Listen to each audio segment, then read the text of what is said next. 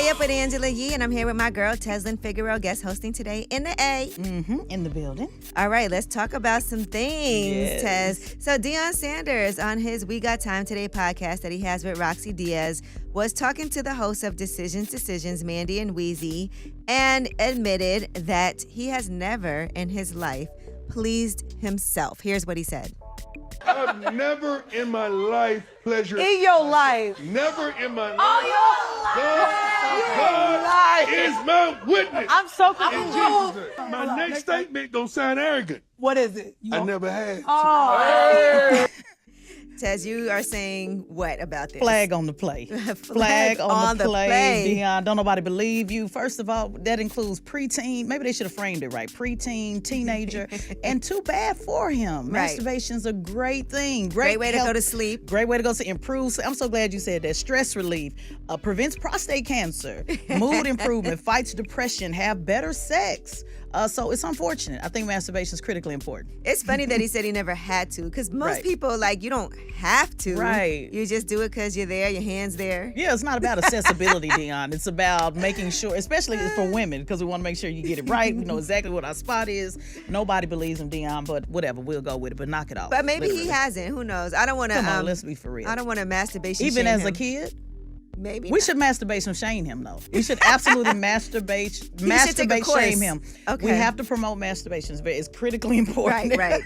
You got to throw the pass to yourself sometimes. That's right. All right, now Tracy Ellis Ross, speaking about relationships and self-love. She was on the IMO podcast. That's Michelle Obama and her brother Craig Robinson.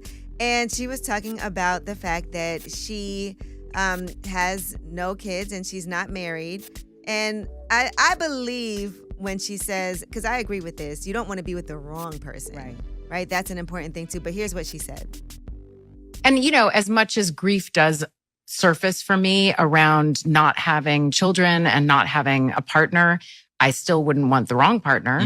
I'm not interested in that. You have to make my life better. It can't just be, you know, I'm in a relationship to be in a relationship. So even though the grief does emerge and that comes and I hold that, I don't know. Sometimes I think of all of the things I've done, the courage that I've had to have and what I've had to learn how to navigate as a single person with no one to hide behind.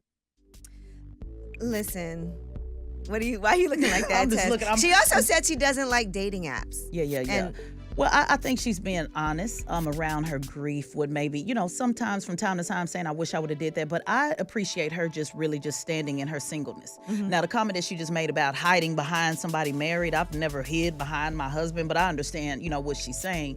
But I respect that. I think it's really important that we stop shaming people who decide they don't want to be married and have kids. It's not for everybody. I was married, I had a kid, but I feel people who say that's not necessarily the route that I want to take just to say that I'm married. So I respect it. Sometimes people are in relationships just for the sake of being in one. In miserable marriages, by the way. And the other thing she talked about is why she likes younger men. I know that's right.